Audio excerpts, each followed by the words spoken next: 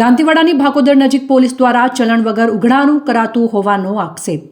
દાંતીવાડા તાલુકાના ભાકોદર ખેતલા બાપજીના મંદિર પાસે પોલીસ દ્વારા ડ્રેસ પહેર્યા વિના અને ચલણ વિના વાહન ચાલકો પાસે મેમા અને દંડના નામે પૈસા પડાવવામાં આવતા હોવાની રાવ ઉઠવા પામી છે। આ અંગે વાહન ચાલકોની કનડગત કરતા પોલીસ કર્મીઓ સામે કડક કાર્યવાહી કરવા અંગે જિલ્લા પોલીસ વડાની કચેરીએ લેખિત રજૂઆત કરવામાં આવી છે।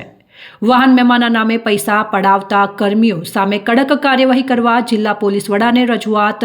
દાંતીવાડા તાલુકાના ફતેપુરા ખેતી અને નર્સરીનું કામ કરતા જગદીશભાઈ ગોવિંદભાઈ ચૌધરી ગત તારીખ 30 ઓગસ્ટના રોજ ભાકોદર રોડ પરથી કાર લઈને પ્રસાર થઈ રહ્યા હતા।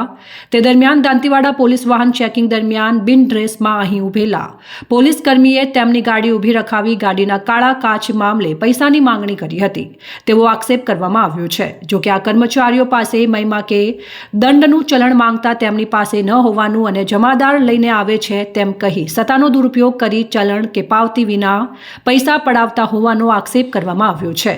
જો કે દાંતીવાડા પોલીસે કાર ચાલક અને અન્ય એક ઇસમ વિરુદ્ધ સરકારી કામમાં અવરોધ ઊભો થયો હતો અને પોલીસને જાનથી મારી નાખવાની ધમકી બાબતની ફરિયાદ ઘટનાના દિવસે જ નોંધાવી હતી।